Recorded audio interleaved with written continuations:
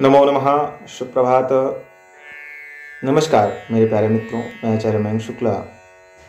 आप लोग देख रहे हैं सनातन ज्ञान गंगा। विषय चल रहा है कुंडली के द्वादश भावों का।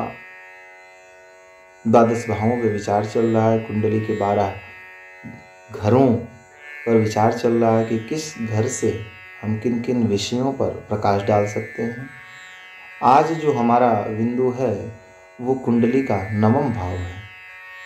कुंडली का नवम भाव, जिसे भाग्य का भाव कहते हैं, जिसे धर्म का भाव कहते हैं, आज उस भाव पर हम लोग पर चर्चा करेंगे और आपको बताएंगे कि नवम भाव से हम किन किन विषयों का विचार कर सकते हैं, किन किन बिंदुओं पर प्रकाश डाल सकते हैं। अगर कुंडली के नवम भाव से हम अगर केवल विचार करें तो कुंडली से हम जीवन के किन किन विषयों पर प्रकाश डालेंगे।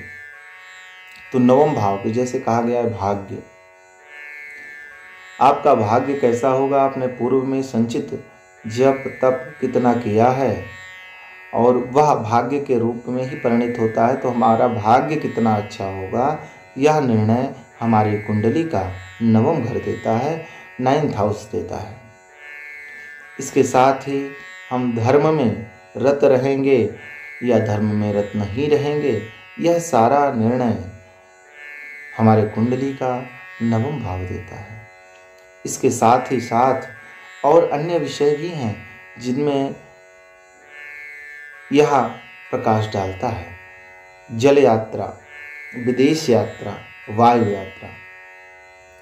आप जल की यात्रा करेंगे या वायुयान से यात्रा करेंगे, और आप विदेश की यात्राएं करेंगे या केवल देश में ही प्रवास करेंगे, ये आपका भाग्य का भाव, जिसको 9th हाउस कहते हैं, वह निर्णय देता है कि आपकी यात्राएं जल यात्रा करेंगे, विदेश यात्रा करेंगे या वायु यात्रा करेंगे। ये सारा निर्णय आपके 9th हाउस पर निर्भर करता है।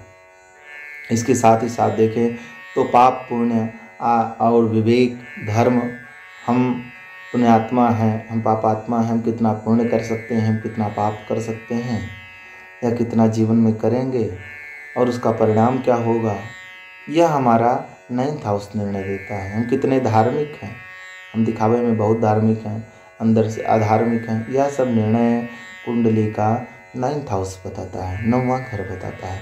हमारे अंदर कितनी उदारता है, हमारे अंदर कितनी दान देने की क्षमता है, यह भी निर्णय 9th हाउस करता है। इसी के साथ साथ जो महत्वपूर्ण बिंदु है वह है आपके अंदर दैविक शक्तियाँ हैं या नहीं हैं। बहुत सारे ऐसे लोग होते हैं जो कहते हैं मुझे पूर्वाभास हो रहा है, पूर्वानुमान है, ये चीज़ें ऐसे होने वाली हैं। इनको दैविक शक्तियाँ हैं जो हमारे कुंडली का 9th हाउस डिसाइड करता है। और इसके साथ ही अगर हम यंत्र मंत्र तंत्र के क्षेत्र में जाने वाले हैं तो हमको यंत्र मंत्र तंत्र की साधनाओं में हमारी अभिरुचि रहेगी, हमको सफलता मिलेगी कि नहीं मिलेगी, यह सारा निर्णय हमारे कुंडली का 9वां भाव बताता है। इसके साथ हम पर्यटन करेंगे या नहीं करेंगे, हमको संबंधों में पुत्र पौत्र का सुख प्राप्त होगा नहीं प्राप्त होगा, यह भी निर्णय हमारे कुंडली का 9वां भाव देता है। इसके साथ ही शील, संतोष, संपन्नता, योग, भाग्य, विकास, अधिकार, मान, यह सब भी कुंडली का 9वां भाव ही बताता है हम कितने मान सम्मान के अधिकारी हैं। इसके साथ साथ ही 5वां भाव शिक्षा बताता है, लेकिन 9वां भाव उच्च शिक्षा के योग बताता है कि आप उच्च शिक्षा में कितने सफल होंगे, आपकी उच्च शिक्षा कैसी रहेगी, आप उच्च शिक्षा प्राप्त कर पाएंगे या उच्च शिक्षा नहीं प्राप्त कर पाएंगे। यह सब विचार 9वां भाव से ही होता है। आप बहुत लोग होते हैं जो जीवन में भाग्य की ही खाते हैं, तो जिसका भाग्य अच्छा है उसका तो पूरा जीवन अच्छा है। अरे भाग्य एक ऐसी चीज़ है, जीवन को क्षण में परिवर्तित कर देती है। भाग्य जिस दिन बदला, क्षण भर में आपका पूरा जीवन परिवर्तित हो जाता है। इसे त्रिकोण का भाव भी कहते हैं।